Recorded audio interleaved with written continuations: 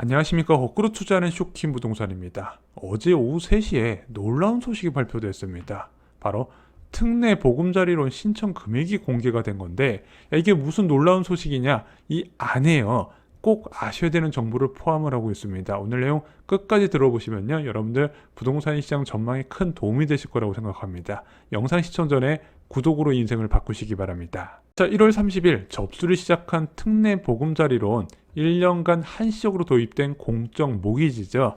변동금리 대출 차주 비중이 70%가 넘는 대한민국에서 지속적으로 금리를 올리다 보니까 이런 늘어난 이자 부담에 어이구야 차주들이 부담을 크게 느끼네. 게다가 새로 집 사려는 사람들이 아무도 없다 보니까 정부에서 3가지 모기지 상품을 통합해서 특례 보금자리론을 만들었습니다. 그게 작년 12월에 발표됐고 올해 1월 30일부터 접수가 시작됐습니다. 전체 39.6조 원 규모로 공급 계획이 잡혀 있어요. 자, 하지만 시장 금리가 이 대책 발표 이후에 계속해서 하락하면서 특례 보금자리론 접수 4일 전에 금리 인하를 단행하게 됩니다. 그래서 일반형 9억 이하 같은 경우는요 4.45% 30년물이 적용이 되고요. 우대형 6억 이하의 소득이 1억 이하일 경우에는 4.35%로 0.15%포인트 혜택을 받기에 설계가 됐습니다. 여기에 각종 옵션을 받아서 추가로 금리가 낮아져서 최대 3%대까지도 가능하다고 하네요. 자, 놀라운 것은 7영업일간 신청 금액입니다. 얼마가 나왔을까요? 주택금융공사가 어제 발표했는데 무려 10.5조 원이 나왔습니다. 공급 계획의 26.5%가 단 7영업일 만에 소진이 돼버렸다는 겁니다. 국민의힘 최승재 의원실에서 나온 정보를 보면요, 평균 대출 금액은 2.3억 원이었다고 합니다. 자, 사용 용도를 봤더니 기존 대출 상환 대환이 61.7%, 그리고 신규 주택 구입이 30.6%, 임차 보증금 상환이 7.7%를 차지했습니다. 자, 특례 보금자리론만의 장점이 여기서 부각이 되는 겁니다. 중도 상환 수수료가 없다는 거죠. 그래서 대환할 때 특히 유용합니다. 최근에 주택담보대출 변동금리로 적용받은 차주들이 5% 후반 이상이 적용되거든요. 그래서 지금 영업 목적으로 저렴하게 들어가는 신규 대출은 뭐 4%대가 지금 대세를 이루지만 갱신금리는 지금 5%, 6%까지 많이 있어요. 그런 사람들이 많이 전환을 했다는 거죠. 그래서 전체 비율의 60% 이상을 차지합니다. 하지만 의외였던 것이 있습니다. 바로 신규 주택 수요였습니다. 신규 주택 신청이 약 3.2조 원 정도로 추정이 됩니다. 만약에 평균 2.3억 원씩 대출을 받았다고 가정해보면 13,913건이나 됩니다. 이게 얼마나 많은 수치인지 감이 잘 안 오시죠? 자, 서울, 경기 아파트 거래량을 보겠습니다. 서울은요 6개월 연속 1,000건 미만의 아파트 거래량을 등록하고 있습니다. 이번에 1월 달에 1,300건 정도가 나올 것으로 예상이 돼요. 그것도 6개월 만의 일입니다. 경기도는요 6개월 연속 4,000건 미만의 아파트 거래량을 나타나고 있습니다. 그래서 지금 6개월 가까이요 서울 경기 합쳐서 거래량이 5,000건이 안 됐어요. 근데 단 7영업일 만에 13,000건 넘는 신규 신청건이 몰렸다는 겁니다. 물론 이게 다 수도권 아파트만 해당되는 건 아니지만요, 이 수치 자체를 무시할 수가 없다는 거예요. 왜냐면 그에 관련된 징조가 계속 나오고 있습니다. 자, 특히 9억 원 이하 중저가가 많은 지역은요 지금 분위기가 달라졌거든요. 대표적으로 지금 동탄 신도시 이야기가 나오잖아요. 기사 하나 읽어보겠습니다. 지금이 기회, 7억에서 4억 동탄 아파트 급매물 사라졌다. 이게 어디서 나타나냐? 11월 화성시 아파트 거래량 봤더니 296건이었거든요.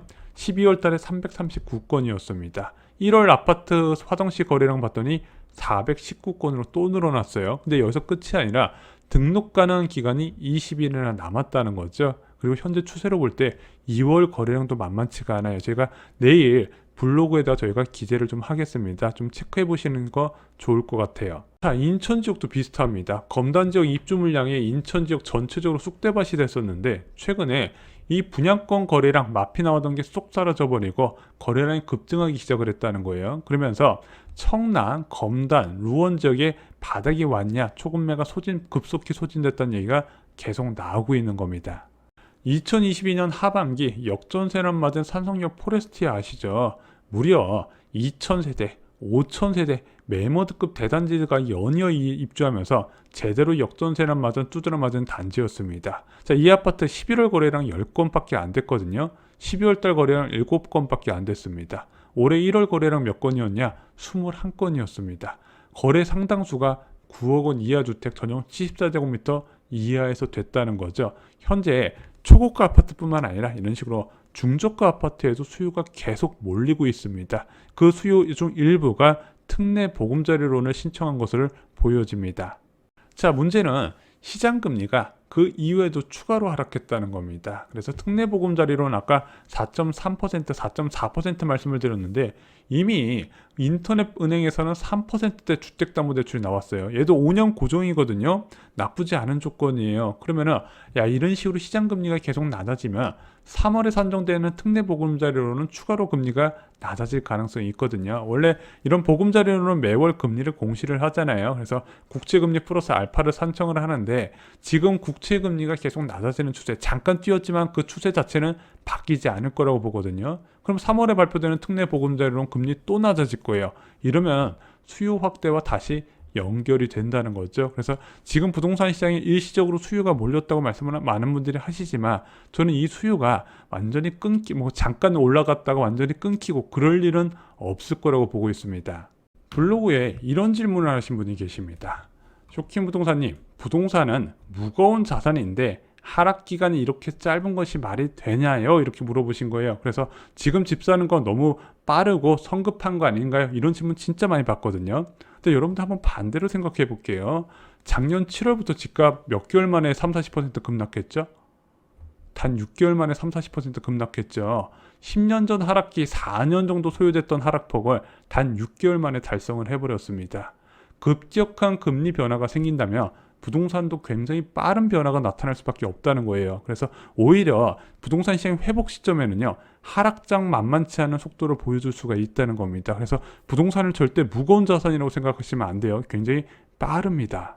자, 현재 부동산 시장을 어떻게 해석해야 될까? 가장 쉽게 요약을 드리면 간단해요. 자, 작년 2022년 6월에 주택담보대출 금리가 3% 후반이었습니다. 이때 고점 대비 한 10에서 15% 정도 빠진 게 일반적이었어요.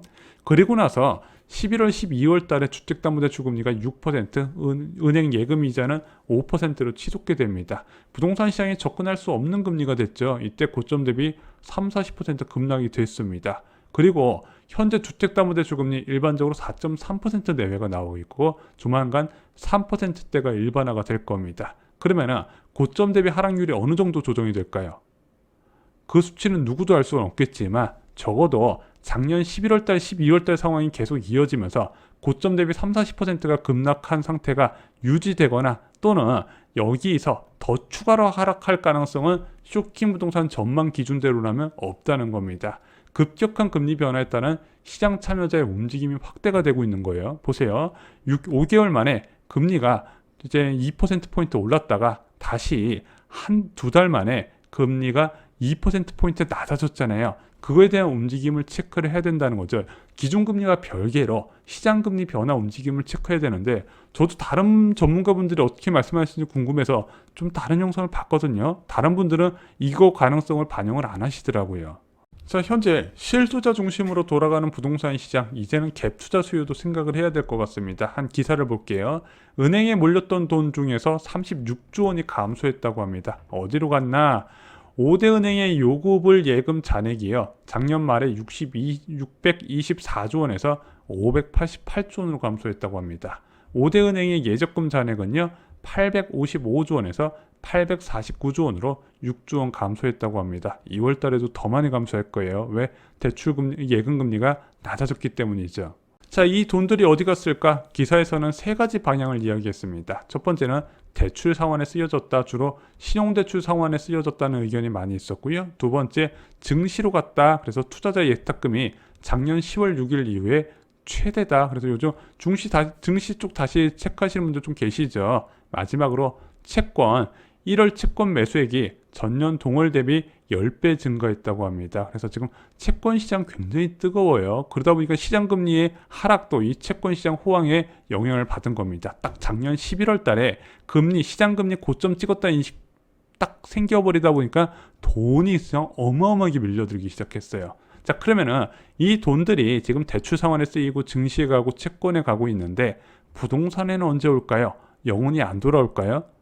그렇진 않겠죠. 낙폭과대 지역 중심으로 조금씩 갭 투자가 유입된다는 소식입니다. 최근에 급락의 중심지였던 송도 지역 갭 투자 많이 늘어났고요. 서울 지역도 매매가 대비 전세가가 높은 지역에서는 계속 갭 투자가 유입이 된다고 합니다. 하지만 여전히 대부분 지역에서는 아직 갭 투자자들이 잘 안 보여요. 언제 보인다? 전세값이 안정돼야 된다. 전세값은 언제 안정될까? 4월 이후에 가능할 거라고 말씀드렸고, 그때부터 지금보다 수요가 더 늘어날 가능성을 여러 차례 말씀을 드렸습니다.